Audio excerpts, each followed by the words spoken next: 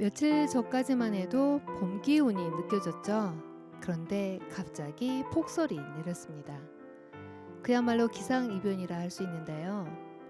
봄을 맞아 한창 농사 준비를 하던 시기에 찾아온 이번 폭설은 우리 농업에 큰 타격을 주고 있습니다. 모종 위에 내린 눈의 모기로 작물이 쓰러지고 있고요. 개화를 시작한 과수원에서는 꽃이 얼어버려 이번 결실이 크게 줄어들 것으로 전망하고 있습니다. 특히 사과와 배 농가에서는 올 한 해 수확량이 평년의 절반도 안 될 것이라는 우려의 목소리가 높은데요. 이런 기상이변, 기후변화 어떻게 대응하면 좋을까요?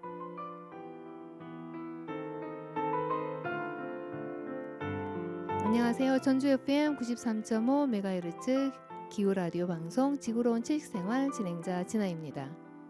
지구로운 채식생활은 기후위기 시대에 지구 평균 온도를 낮추기 위해 우리가 무엇을 할 수 있을지 함께 고민하고 실천해보고자 마련한 프로그램입니다. 지역 및 전국에서 기후위기 대응하는 활동하는 개인과 단체 그리고 전문가를 모시고 기후변화와 관련 활동 이야기를 나누고 있고요. 책으로 만나는 지구, 영화로 풀어보는 환경 토크, 채식을 부탁해 몸과 마음이 편한 밥상 이야기 코너도 시민과 함께 만들어가고 있습니다. 지구로운 채식생활은 매주 목요일 4시 청취자 여러분을 만나고 있는데요. 토요일 4시에 재방송이 있습니다. 웹에서 전주 FM 공동체 라디오를 다운받으셔서 다시 듣기도 하실 수 있습니다. 전주뿐만 아니라 광주 88.9, 안산 88.7, 수원 93.6에서도 저희 지구로운 채식생활을 들으실 수 있습니다. 이 지역에 계시는 시민께서는 주파수와 시간 꼭 확인하셔서 함께 해주시길 부탁드릴게요. 보이는 라디오로 진행되는 지구로운 채식생활 구독과 좋아요 그리고 알람 설정도 잊지 마세요. 더 많은 사람들이 들을 수 있도록 공유해 주시는 거, 공유는 사랑입니다. 음악 듣고 다시 돌아올게요.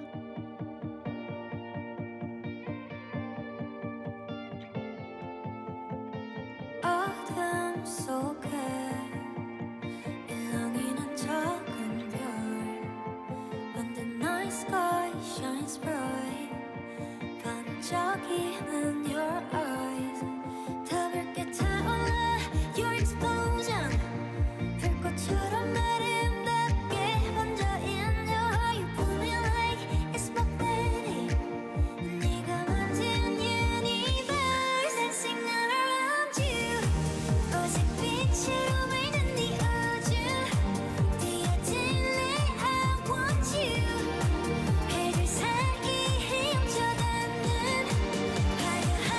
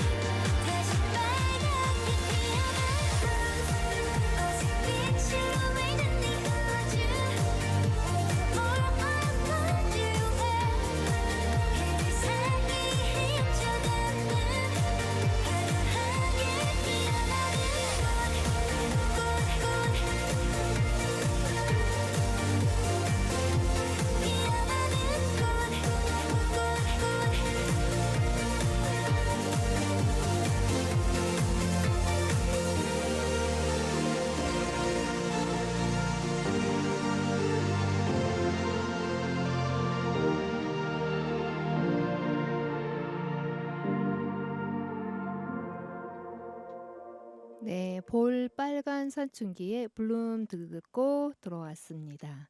여러분께서는 지금 기후 라디오 방송 지구로운 채식 생활을 듣고 계시는데요. 지금 시작했으니까 끝까지 1시간 동안 저희와 함께 해주시길 부탁드릴게요. 지난 3월 세계 기상기구 발표에 의하면 지난해 2024년이죠. 기상 관측 이래 지구 평균 기온이 산업화 이전 대비 1.5도 상승한 해로 공식 확인했습니다. 이 수치는 파리 협정의 1.5도 한계선을 단일 연도 기준으로 처음 돌파한 기록인데요. 주된 원인은 바로 대기 중 이산화탄소 농도가 80년 이래 최고로 상승했고 태평양의 해수 온도가 비정상적으로 올라가는 엘니뇨 현상으로 2024년 지난해에는 65년 만에 가장 강하게 나타났다고 합니다. 이러한 변화의 90% 이상이 일단 인간의 활동이라고 하는데요. 오늘은 기후변화로 인한 전 세계의 기상이변을 살펴보고 우리가 어떤 대응을 해야 하는지 함께 고민해보고자 합니다. 환경으로 풀어보는 토크의 두 패널이신 박은선, 최정미 두 분을 소개합니다. 안녕하세요. 안녕하세요. 안녕하세요. 네, 그동안 어떻게 지내셨어요? 바쁘게 지냈어요. 저는 봄 처녀가 되어서 쑥이랑 뭐 두릅 채취하고 그렇게 네. 다녔어요. 네, 채취하기만 아니고 맛있게 드신 거죠? 네, 그렇죠. 요리도 좋아해서요. 네, 우리가 제철에 난 음식을 먹어야 되는데 요즘은 이제 시설 재배로 인해서 나오는 것들이 많다 보니까 제철의 의미가 많이 사라진 것 같아요. 네. 네, 제철의 음식은 그 오랜 시간 동안에 우리 인간과 같이 맞닿아 있는 부분이기 때문에 그래야 되는데 그렇지 못한 이런 현실. 그래서 우리가 또 오늘 기후 변화 그리고 기후 변화가 전 세계적으로 어떻게 지금 진행되고 있는지 어떻게 우리가 대응해야 되는지 함께 이 이야기를 해보고자 오늘은 영화 토크가 아닌 기상 이변에 대해서 이야기를 우리 두 분과 나눠보고자 합니다. 자, 그러면 두 분이 이제 대륙별로 좀 나눠서 저희가 준비를 했는데요. 어느 분이 먼저 시작해 주실까요? 네, 우리나라에서 가까운 중국부터 시작해 볼까요? 네네. 그럼 중국에 대한 기상 이변 어떠한 일이 일어나고 있는지 소식 전해 주시겠어요? 예, 중국은 기록적인 폭염과 가뭄, 홍수 등 극심한 기후 변화 위험에 역시 직면해 있는데요. 2024년 7월 중부 도시인 정저우에서는 하루 만에 23cm가 넘는 폭우가 쏟아졌는데 이곳은 21년도에도 폭우가 있어서 지하철 침수 사고로 300명이 사망한 곳이기도 합니다. 중국의 북부 베이징과 텐진은 같은 해 8월 평균 74.5mm의 비가 내렸고 퉁저우 윤순공원에서는 173.7mm 폭우가 쏟아졌다고 중국 기상청은 발표했습니다. 북부가 폭우로 홍수 위험에 처한 반면에 남부에 있는 충칭과 정주시는 폭염으로 또 몸살 앓았는데요. 8월 6일자에 연속 고온 적색 경보를 발령했습니다. 이 경보는 그러니까 기온이 24시간 내에 40도를 넘어갈 것이 예상될 때 발효되는 최고 경보입니다.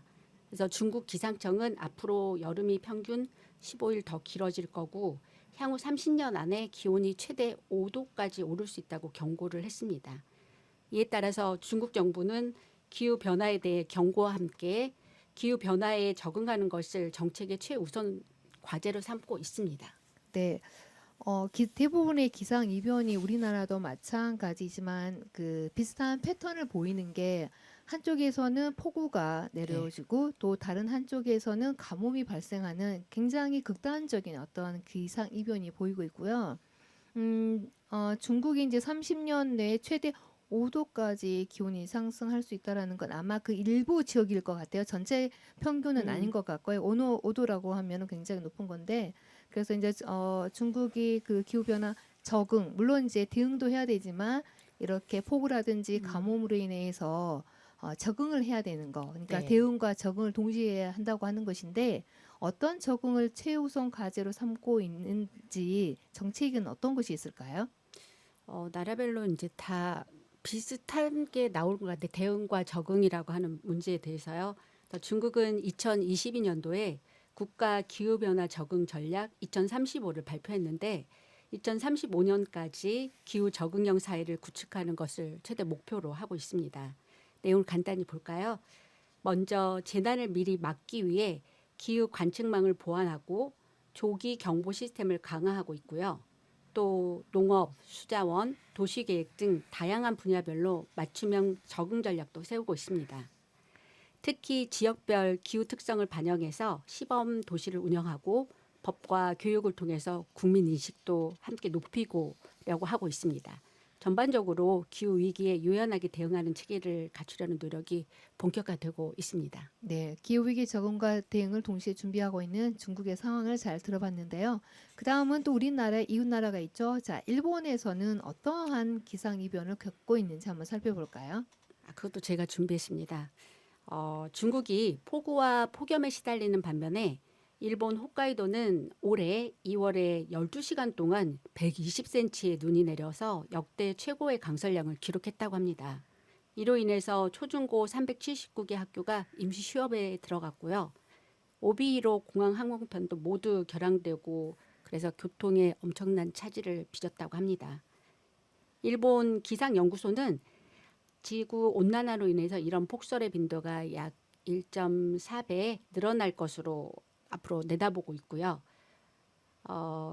한편 올해 초 홋카이도 폭설도 이상 기후지만 작년 여름에는 일본 열도는 폭염으로 몸살을 앓은 바가 있습니다. 2024년 7월, 그러니까 작년 7월에 도치기현 사노시가 41도를 기록했고 도쿄도 최고 37.3도까지 올랐는데 8월 내내 폭염으로 많이 너무나 힘든 시간을 보냈다고 합니다. 네, 중국과 마찬가지로 일본도 이제 우리나라와 가까운 곳이기 때문에 사실은 이제 폭설과 가뭄이 홍수 이런 것들이 같은 패턴으로 일어나고 있고 사실은 이제 중국, 일본이라고 하지만 그게 우리나라와 같다라고 보면 될 것 같아요. 그렇죠? 네. 그러면 이제 우리나라도 전 세계 그 이산화탄소 배출로 봤을 때 랭킹 10위에 들어가는데 또 다른 10위 랭킹에 들어가는 인도를 한번 돌아가 볼까요? 인도는 어떤 분이 준비하셨나요? 그것도 제가. 네네, 말씀해 네네. 주시겠어요? 네. 인도는 2025년, 그러니까 올해 2월에 125년 만에 최고 기온을 기록했습니다. 이 폭염은 농업하고 건강에 심각한 영향을 미치고 있는데요. 농업에서는 고온이 작물의 성장에 방해가 되고 물 부족 현상도 심화되고 있습니다. 또 농업인들은 극심한 더위 속에서 일을 하기가 어려워 생산성에 큰 차질을 생겼고요. 또 건강 측면에서도 열사병, 탈수, 심혈관 질환 악화 등이 우려되고 있다고 합니다. 특히 취약계층인 저소득층과 농촌 지역 주민들이 큰 위험에 처해 있는데요.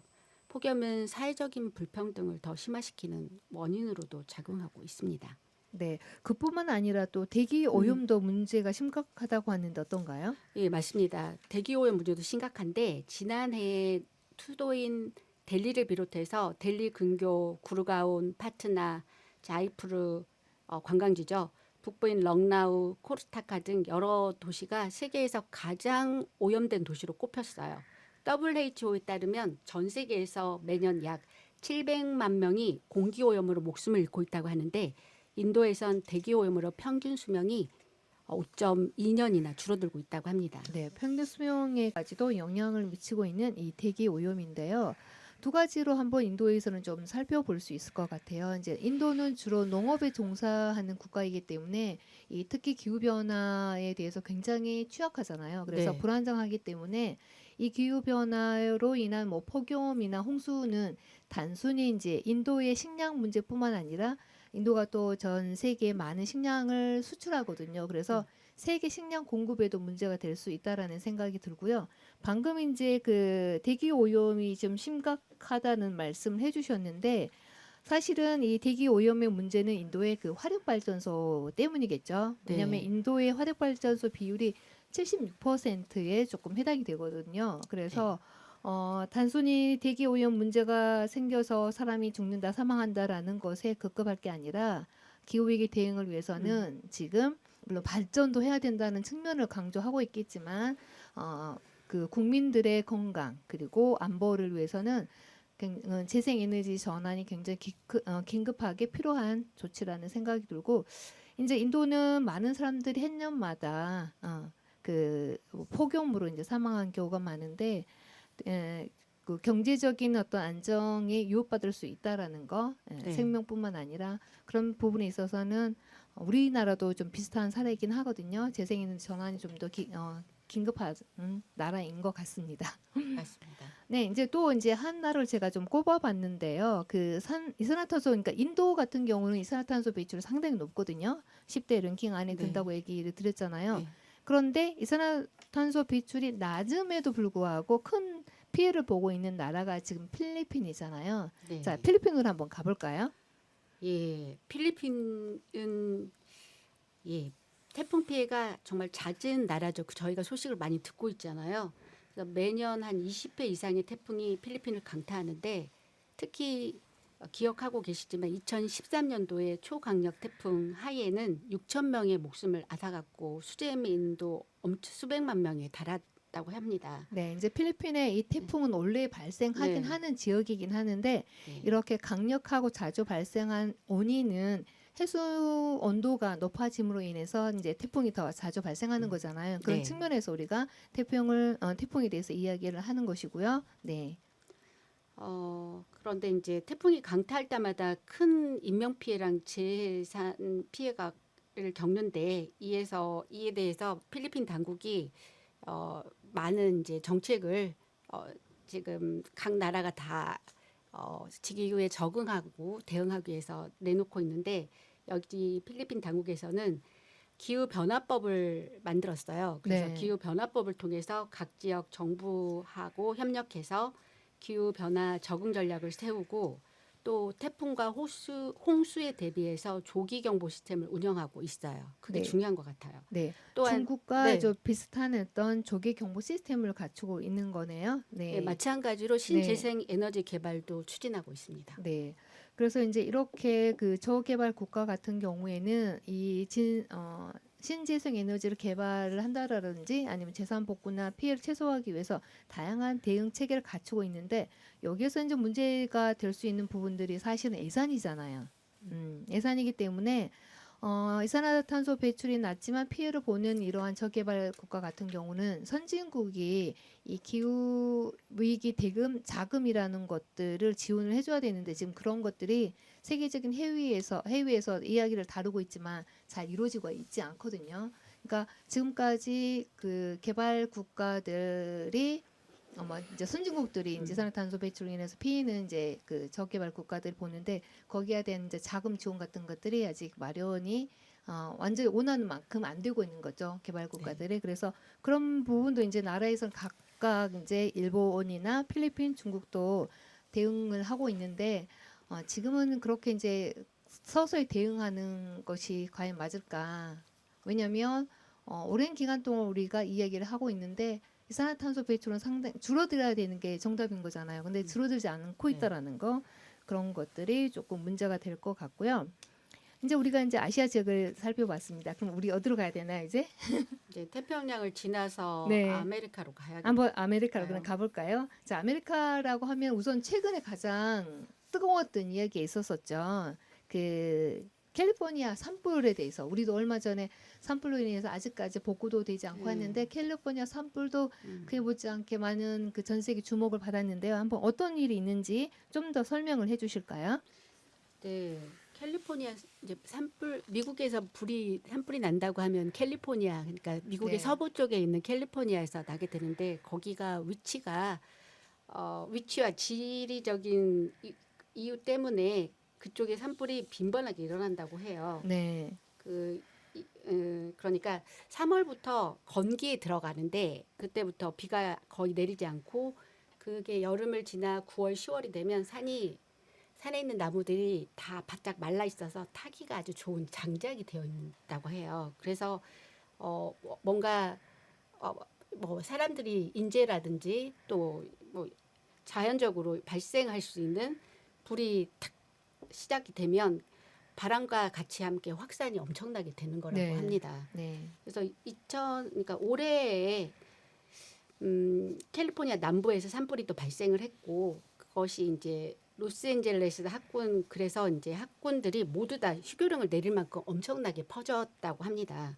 그래서 그러기도 하고 그 또 2018년도도 굉장히 큰 산불이 났었는데 그때 원인은 송전선 불꽃이 원인이 되어서 캘리포니아 전역으로 번졌다고 합니다. 그래서 그 원인을 그 전력회사 PG&E가 이에 대한 배상금으로 290억 달러, 우리 돈으로 41조 원을 지급해야 했었는데 결국은 지급 능력을 넘어서서 파산 신청을 하기도 했었고요. 네. 그리고 2023년도, 24년도 작년에는 여기서 또 역시 산불이 났는데 이때는 여의도의 30배 면적을 태웠어요. 그런데 놀라운 건 화재의 원인이 방화였다는데 모든 네. 사람들 충격을 받았다고 합니다. 네. 대부분 이제 그 인간들의 실수에 의해서 발생한 산불이지만 사실은 만약에 이렇게 숯불이 마르지 않고 있는 상황이라면 큰 피해는 조금 더 줄일 수 있었을 것인데 지금 기후 위기로 인해서 충분한 어떤 그 비가 내리지 않는 상황에서 이런 인재들이 어떻게 보면 국가적인 어떠한 피해로 이어질 수 있었던 것 같은데요. 네. 또 그럼 미국 서부하고 이제 캐나다 일부 지역에서도 이제 가뭄이 있는데 여기는 어떤 문제가 있는 건가요? 말씀하신 대로 그쪽 미국의 서부하고 그러니까 캘리포니아가 서부 쪽이죠. 그 네. 인근 지역과 캐나다 일부 지역은 마찬가지로 비가 오지 않다고 말씀하신 것처럼 네. 심각한 가뭄이 계속되어서 농업하고 물 부족을 겪고 있습니다. 그리고 근데 한편 이제 올해 미국의 중부하고 동부에서는 10년 사이에 가장 많은 눈이 내렸다고 합니다. 특히 켄터키주 루이빌은 1910년 이후 최고 적설량을 기록했습니다. 요새는 최고 신기록을 다 하는 것 같아요. 네. 기후들이. 그래서 또 이 같은 지역에서는 작년에 폭우가 이어져 가지고 일부 지역에서는 홍수로 또 발생했어요. 그곳이 이제 미시시피강 유역인데 거기에서는 강수량 증가로 인해서 홍수 피해가 크게 났다고 합니다. 네. 이제 계속 우리가 나라별로 기상 이변을 보고 있는데 계속 같은 것이지만 극단적이다는 거. 극단적인 패턴이 반복되고 매년마다 신기록을 기록하는 거. 자, 특히 이제 미국은 사실은 그동안 누적으로 봤을 때 세계에서 가장 많은 이산화탄소 배출국이잖아요. 근데 이번에 이제 트럼프가 당선이 되면서 파리 기후 변화 협정에 이제 재탈퇴하겠다. 다시 바이든이 다시 가입했다가 이번에 재탈퇴를 선언하면서 이제 내년부터 공식적으로 이제 탈퇴하게 되는데요. 사실은 이제 이러한 그 트럼프가 재탈퇴를 선언하면서 전 세계 기후위기 대응을 좀 후퇴하는 어떤 도미노 현상을 낳을 수 있어서 많은 국가들이 우려를 하고 있다라는 이야기가 있습니다. 자, 아메리카를 넘어서 그럼 이제 남미로 가볼까요? 최근에 이제 볼리비아 우리가 좀 익숙치 않는데 이곳에 심한 폭우가 있었다면서요? 네.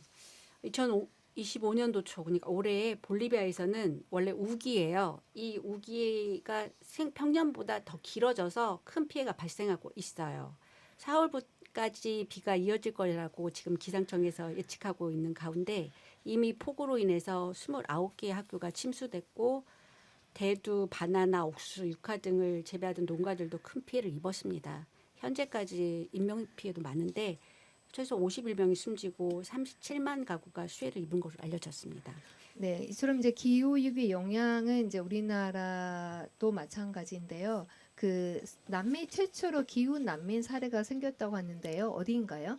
네, 파나마에 있는 가르디 수구누부 섬이라고 합니다. 이곳은 해수면 상승으로 인해서 마을 대부분이 물에 잠겨 있고 아마 인터넷에서 사진 보셨을 거예요. 건물만 있는 사진이요. 1,300여 명의 군화족 주민들은 그래서 본토로 이주하게 되었습니다. 네. 남미로서는 최초의 기후 난민인 거죠. 네, 그래서 앞으로 이제 더 많은 섬 지역에 있는 나라들이 물에 이제 잠기게 될 거라는 건 우리가 알고 있잖아요. 네. 그런데 그 사람들 입장에서는 평생 살아왔던 고향이잖아요. 근데 본인들은 이 기후 변화에 어떤 그 기여한 바가 거의 없는데 그 사람들이 하나의 지구 온난화, 지구 과열의 피해자가 된다라는 거 우리에게도 책임이 있는 것이죠. 네.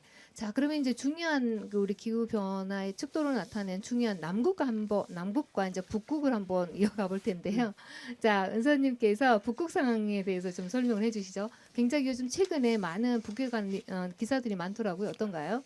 네, 기후변화 감시기구의 관측 결과에 따르면 25년 2월 기준으로 북극의 기온이 평년 기온보다 무려 20도나 높았고 다른 지역보다 4배 정도 빠르게 온난화가 진행됐다고 하는데요.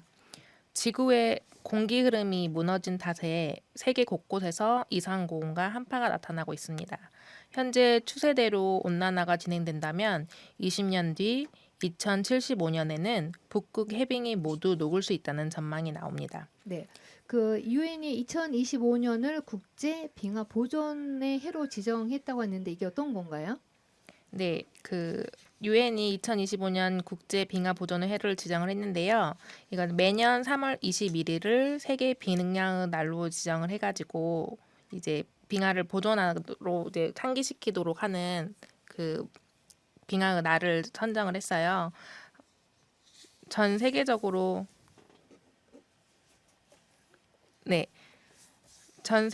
빙하 영구 동통층이 빠르게 녹으면 해수면 상승과 이상 기후를 유발하고 북극은 지구 평균보다 4배 빠르게 온난화가 되고 있습니다.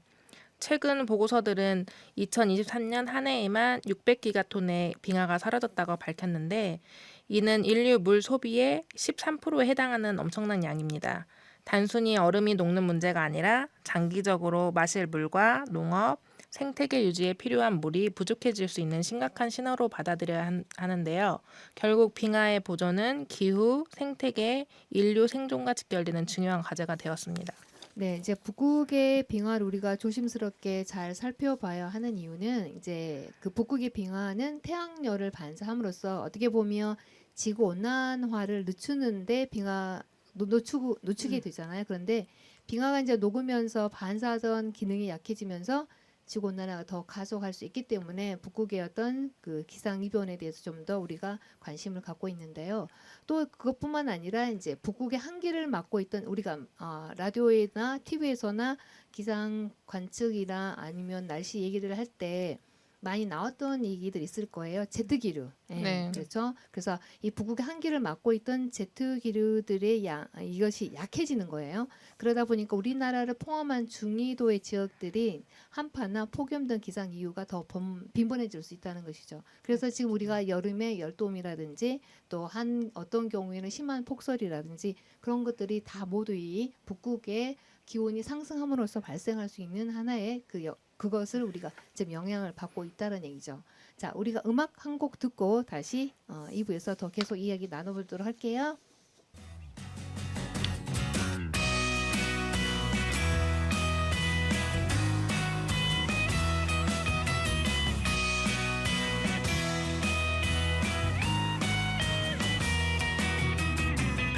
짝 눈부신 날 짠하고 나타날 것 같아 방금 짓궂은 그 표정 문득 머리 위로 차가운 공기가 흐른다 이젠 인사를 할 시간 시작하는 여행자여 안녕 언젠가 우리 다시 만날 때 그대로 내가 사랑한 너의 말투 너의 웃음 그대로 생각해보면 똑같은 풍경 이 하늘과 바람 복잡한 도시 그대여 눈을 감으면 나는 늘 여기서 널 기다리고 있을 테니까 행운을 빌어줘요 웃음을 보여줘요 눈물은 흘리지 않을게 Goodbye 뒤돌아서지 마요 쉼없이 달려가요 노래가 멈추지 않도록 수많은 이야기 끝없는 모험만이 그대와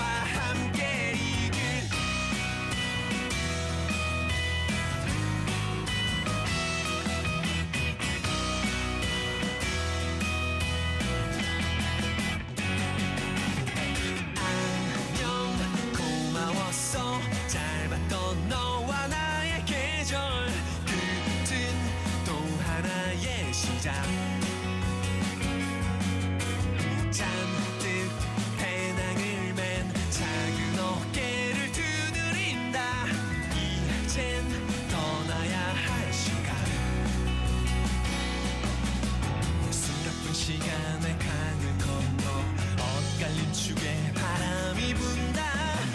그대 작은 별이 되기를 망설였던 나의 서툰 노래 이젠 할 수 있어. 행운을 빌어줘요.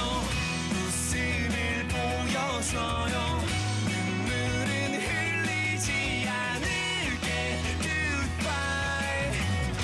뒤돌아서지 마요. 쉼 없이 달려가요. 노래가 멈추지 않도록. 수많은 이야기 끝없는 모험만이 그대와 함께 이 길.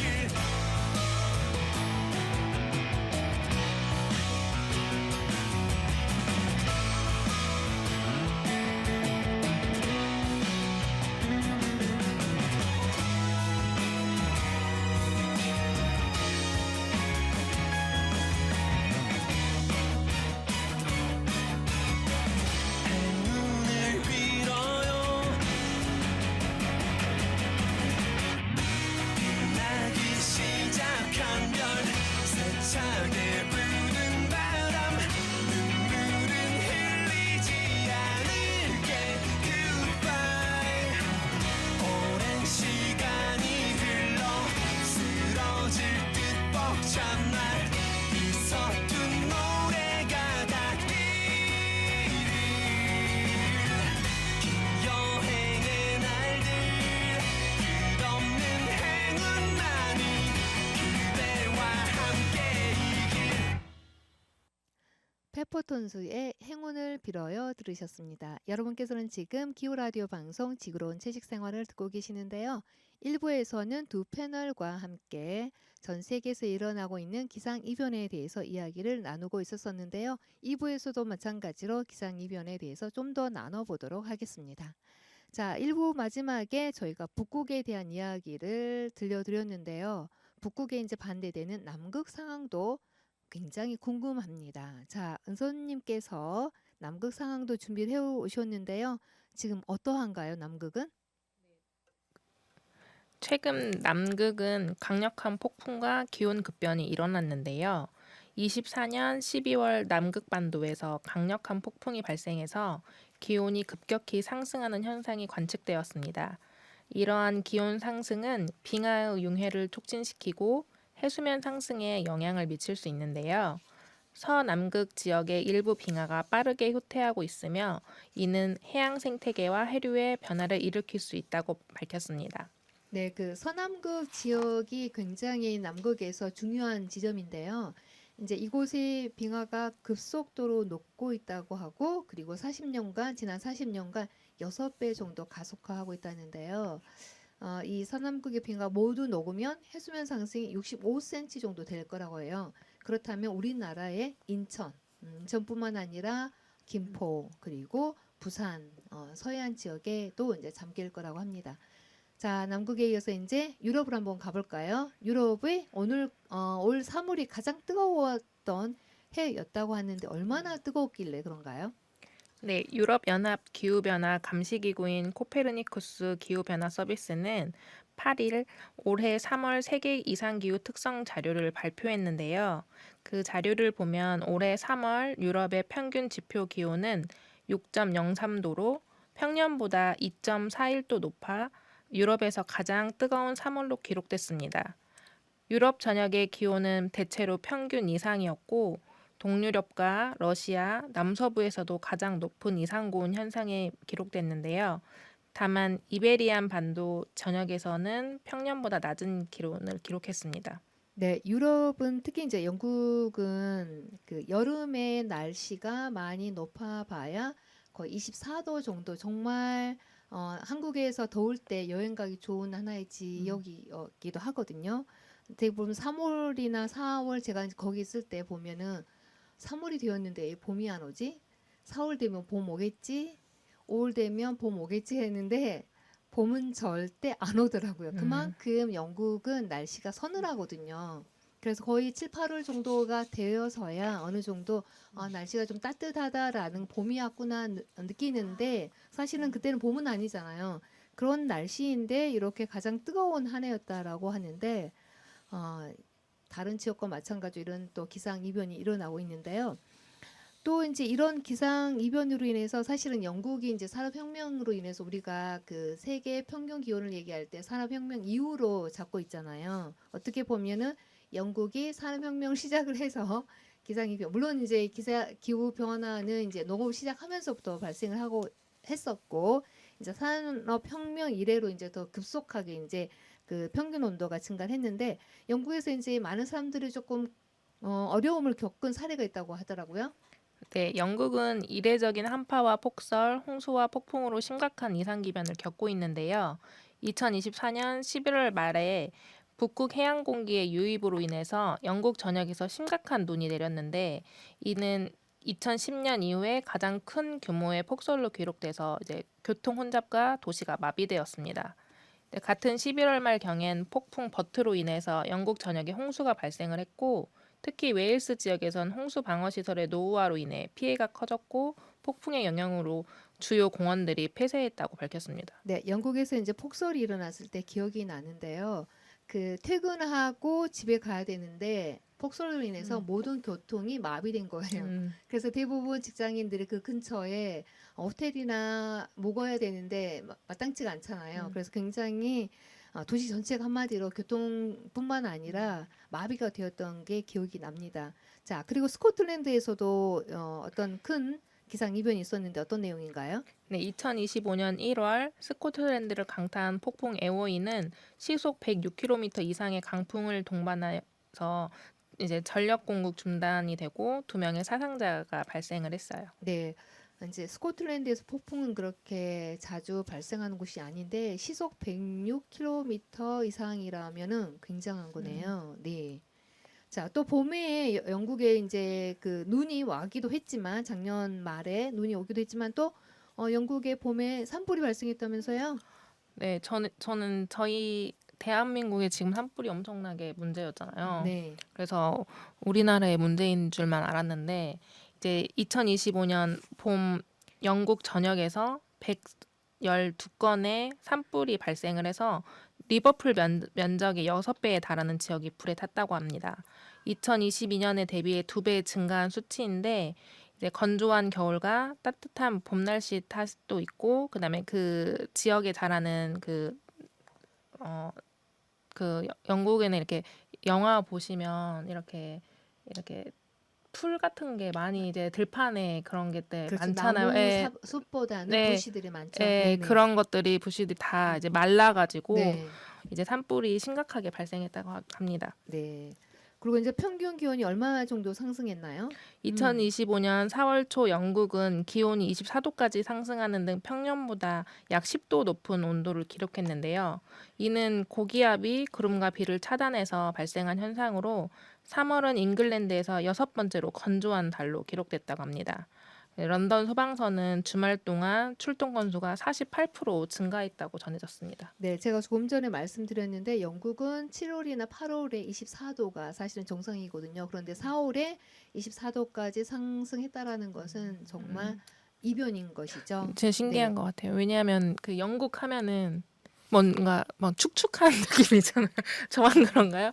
그 아니, 맞습니다. 영국 영국은 영화나 그런 거 보면 좀 뭔가 항상 축축하고 눅눅한 네. 그런 배경인 것 같은데 건조해서 산불이 많이 났다고 하니까 좀 심각하다고 생각이 들었어요. 네, 영국이 이제 바다이다 보니까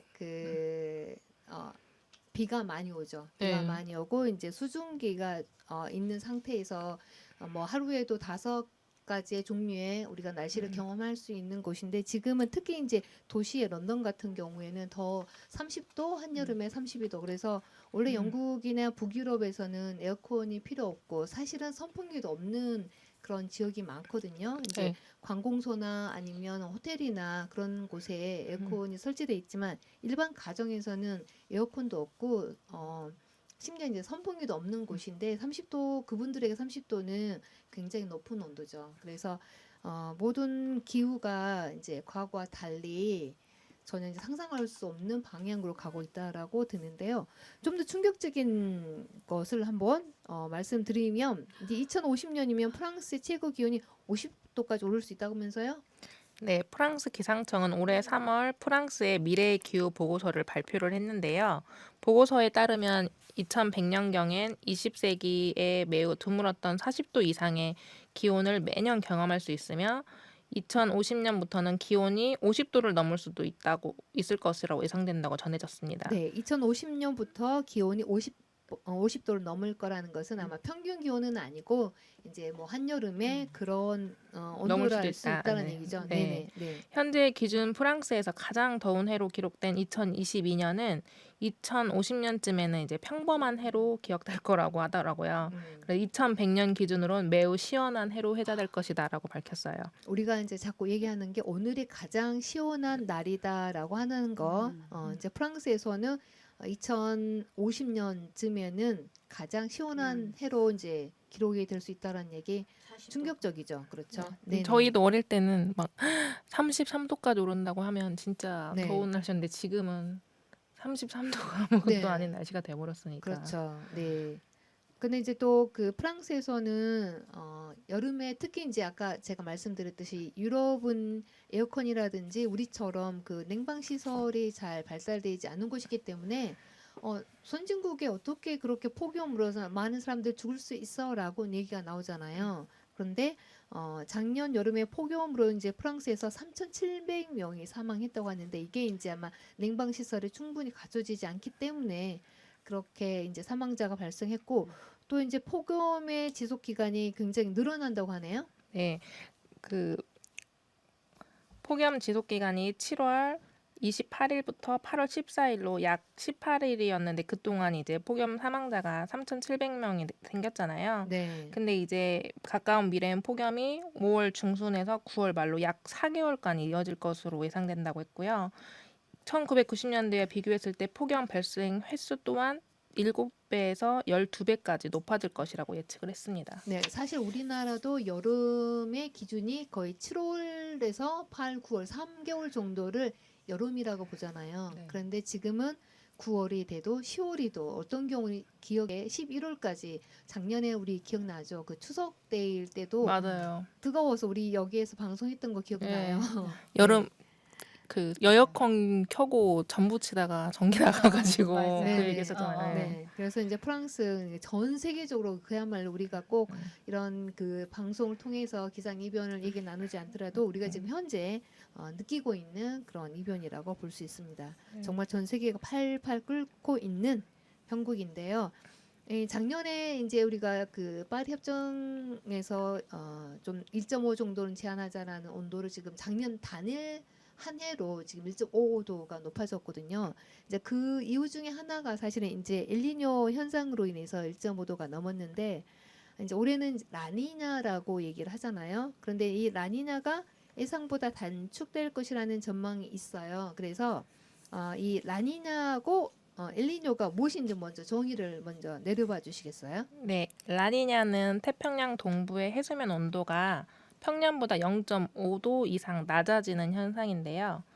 무역풍이 강화돼서 따뜻한 해수가 서태평양으로 밀려가고 그 자리를 차가운 심해수가 동태평양으로 상승하면서 발생을 하는 것을 라니냐라고 합니다. 그러니까 심해수가 이제 차가운 바닷물이 차가워진다는 얘기잖아요. 네, 그러다 보면은 우리가 뜨거운 것보다도 바다가 차가워지면 우선 지금 뜨거운 지구의 열을 식힐 수 있다라는 그런 기대를 했다는 얘기잖아요. 네. 자, 그러면 엘니뇨는요? 엘니뇨는 적도 태평양 동부 해역의 해수면 온도가 평균보다 0.5도 이상 상승하는 현상인데요. 엘니뇨는 무역풍의 약화와 적도 동태평양 수온 상승이 원인입니다. 네. 그럼 이렇게 이제 적도 부근의 동태평양의 해수 온도가 어떻게 영향을 미치는 건가요? 사실 예전에 저희가 막 과학 시간에 배울 때는 라니냐 현상, 엘니뇨 현상이 이제 다 안 좋은 현상으로 생각을 했잖아요. 네. 근데 이제 너무 지구가 뜨거워지니까 이제 과학자들이 라니냐 현상에 기대를 하고 있는 거죠. 네. 라니냐로 이제 이렇게 해수면이 온도가 좀 낮아지면 이걸로 인해서 조금 지구의 온도가 좀 더 차가워지지 않을까 하는 기대를 했었는데 네. 그 적도 부근 동태평양 해수면 온도가 전체 이제 기상에 영향을 미치기 때문이기도 하잖아요. 네. 근데 이제 엘니뇨가 발생하면 기온이 더 오르고 반대로 라니냐가 발생하면 이를 억제하는 것으로 알려졌는데 역사상 가장 뜨거웠던 2년을 보낸 이후에 지난해 12월 발생한 라니냐를 이제 과학자들이 다 주목을 했는데 네. 그렇게 해서 이제 기대를 했죠. 이제 온도가 좀 온도가 내려갈 내려가기를 기대를 했는데 기대와 달리 이제 1월 지구의 기온이 지난해 기록을 갈아치우면서 사상 최고치를 기록을 한 거예요. 네.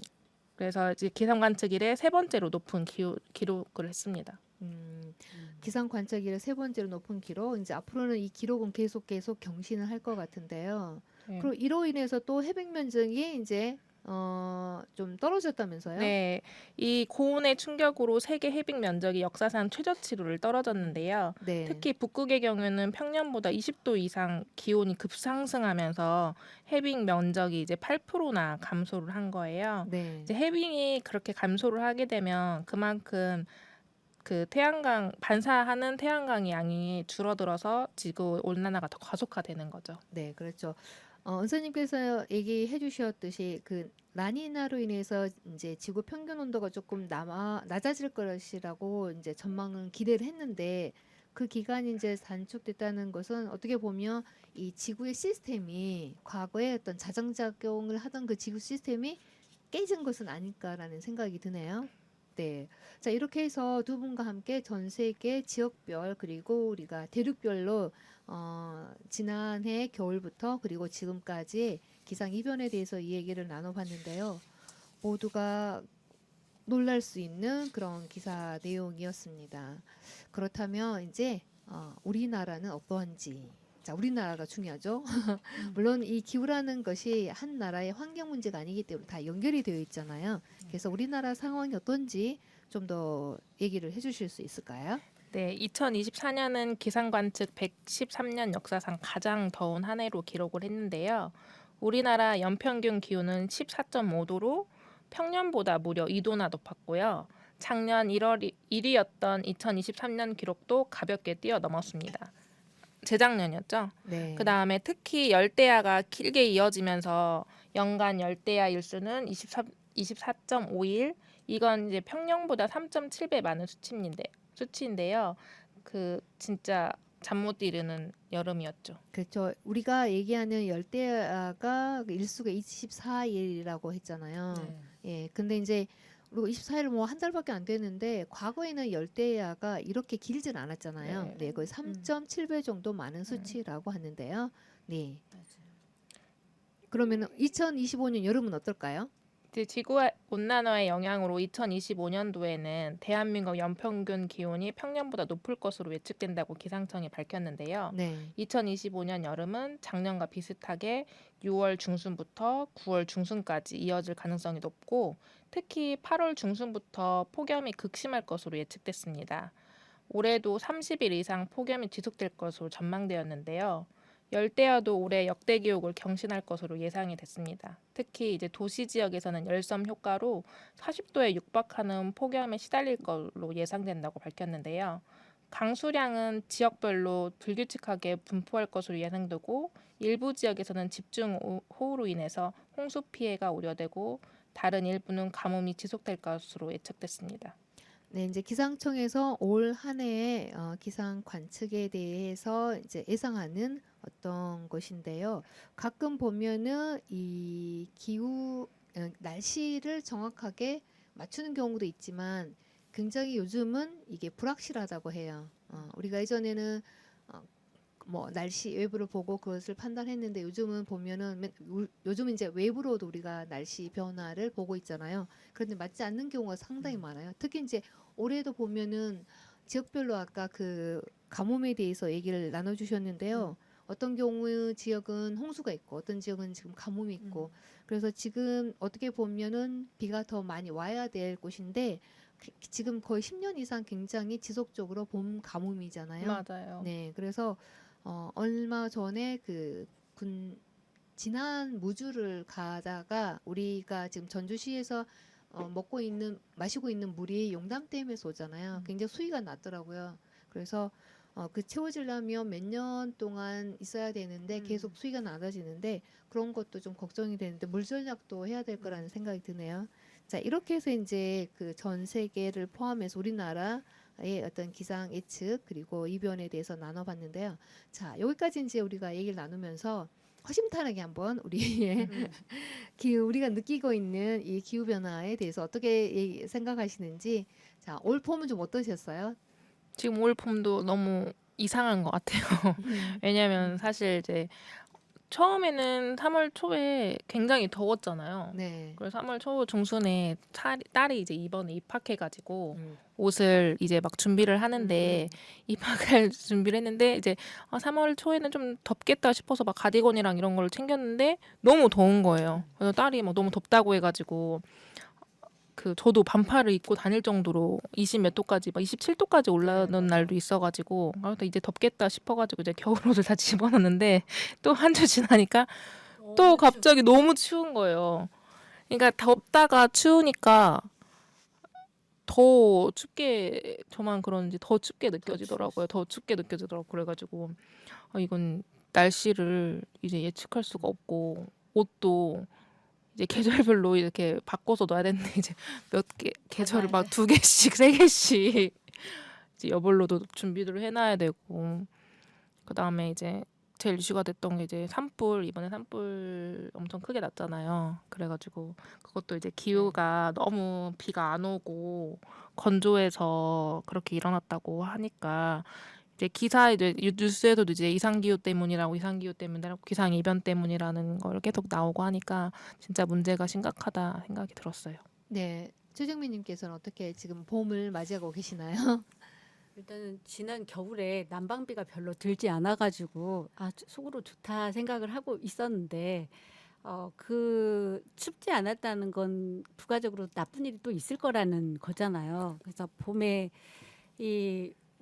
너무 힘든 이 날씨가 이러하니까 건강도 건강이지만 갑자기 미래가 너무나 무서워지는 거예요. 네. 이렇게 날씨가 이렇게 엄청나게 변화를 주고 있으니까 그래서 이번에 이제 봄달도 봄날이고 이번 자료 준비하면서 재난, 폭설, 폭우, 태풍 어마어마한 소식들을 듣잖아요. 근데 소식으로 내가 내 글로 읽어보고 장면으로 비디오로도 보고 막 그러하니까 너무 걱정이 많이 되고 네. 좀 불안합니다. 사실은 그래서 오래 못 살 것 같아요. 지금. 그런데 우리가 불안하다고 해서 이 문제가 해결되는 건 아니잖아요. 네. 네. 그럼 우리는 좀 어떻게 해야 되나요? 어떻게 해야 될까요? 항상 네. 그러니까 저는 요새 세대는 전략이라는 거를 그닥 생각하지 않고 사는 세대라는 생각이 들어요. 모든 세대가 다. 그러니까 지금 현대가 다 그래요. 그냥 너무나 편리하게 가면 마트에 가면 다 있기 때문에 기다려서 뭔가를 가져보지 않고 쿠팡도 그냥 저 밤에 시키면 다음 날 오잖아요. 기다리지 새벽에. 않아도 모든 걸 다 가질 수 있다 보니까 이게 어느 순간 왜 우리가 새우깡 터가지고 막 뭐 하면서 먹다가 보면 어느 순간 새우깡이 바닥에 난 것을 깨달잖아요. 그런 것처럼 지금 너무나 펑펑 쓰고 있는 이 세대에 이 우리 미래 것까지 다 끌어다가 쓰고 있는데 그게 조만간 바닥이 날 텐데 그리고 그러한 이유로 해서 지금 엄청난 이산화탄소가 발생하고 있는데 그런 생각들을 하면서 전략이라는 말을 다시 하고 싶어요. 네. 그 전략이 필요하다. 그리고 불편함을 좀 감수하는 것을 모두 다 나뿐만이 아니라 제가 먼저 해야죠. 그러니까 이 어마어마한 재난과 재앙 속에서 그런 기후 속에서 그걸 바라보면 할 게 없는 것 같아요. 너무나 멍 때리게 돼요. 너무나 힘들어가지고. 그런데 그냥 그걸 바라보지 않고 내 앞에서 내가 할 수 있는 내 주변에서 할 수 있는 것을 찾아서 그냥 묵묵히 하는 거. 내가 할 수 있는 것. 다른 사람은 또 다른 것을 할 수 있을 거예요. 네. 그걸 하면서 하다 보면 그게 다 모여가지고 조금은 물론 이제 지구의 온도는 올라가겠지만 더디 올라가야죠. 네. 그렇다고 생각해요. 네. 자, 은서님은 이제 어린 아이가 있잖아요. 정민님은 이제 아이가 이제 성장했고 어린 아이를 보는 엄마의 입장에서는 어떻게 보시나요? 걱정스럽고 두렵고 무섭고 그런 생각이 들죠.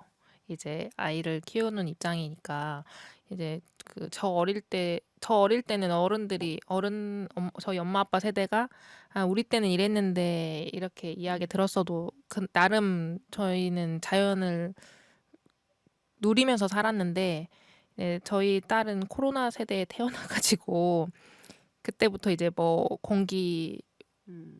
뭐 시달리고 뭐 이제 기후의 위기에 시달리고 막 이렇게 하니까 걱정스러운 마음도 들기도 하고요. 근데 이제 또 한편으로는 그 이제 조금 이제 국가에서도 인식을 하게 됐는지 이제 교과 과정 같은 거 보면은 이제 환경 교과나 이런 게 많이 들어가 있고 이제 국어 시간 그러니까 국영수처럼 중요 과목으로 환경 과목이 채택돼 가지고 이제 그런 게 이제 많이 수업을 하게 된다고 하더라고요. 그래가지고 이제 그걸 이제 조카가 이야기해 주더라고요. 그래서 이제 조금 어딘가 이제 좀 늦었지만 그래도 이제라도 인식을 하고 이제 그거에 대해서 이제 변화를 시키려고 하는 노력이 보여서 그나마 조금이라도 이제 희망을 가질 수 있지 않을까 싶기도 하고. 네. 그 절망 속에 그 희망이 꽃핀다라는 얘기를 하고 싶은데요. 이렇게 전 세계 기상 이변을 보면서 정말 절망이겠다라고 하는데 우리 인간은 또 위대하잖아요. 자연을 망치는데도 위대하지만 또 자연을 회복할 수 있는 위대함을 갖고 있기 때문에 저는 이 위기의식을 서로 다 공감하고 모두가 함께 이 위기를 극복할 수 있는 충분히 한 저력이 있기 때문에 해낼 수 있다라는 생각이 들고 그러기 위해서는 모든 한 사람 한 사람이 지금 상황이 어떠한지 나의 지금 위치는 어디에 와 있는지 그것을 인식하는 것에서부터 시작하면은 할 수 있다라는 생각이 듭니다. 네. 자, 여기 이렇게 해서 오늘 방송을 마무리하도록 하고요. 다음 시간에도 좀 더 그 토양에 관한 이야기 다큐가 있더라고요. 그 내용에 대해서 우리가 평소에 느끼지 않는 생각하지 않는 토양에 관한 이야기를 한번 나눠보면 좋을 것 같아요. 자, 여기서 오늘 마치도록 하고 나와주셔서 감사드립니다. 감사합니다.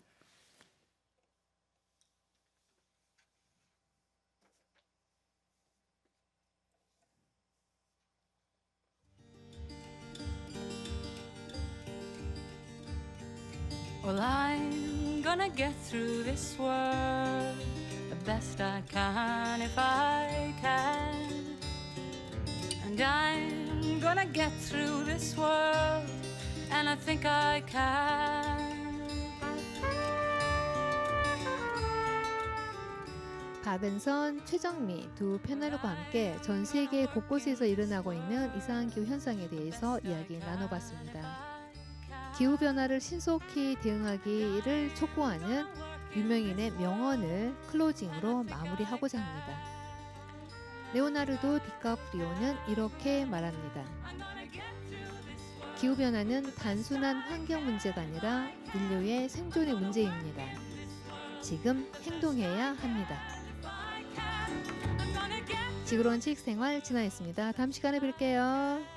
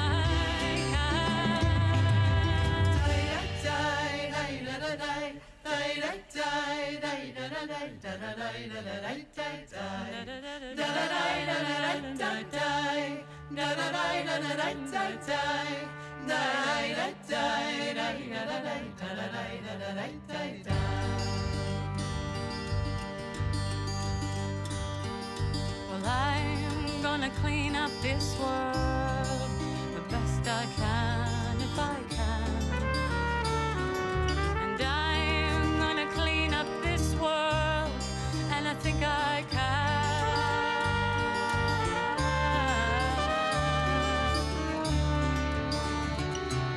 Well, I'm gonna leave this world behind the best I can.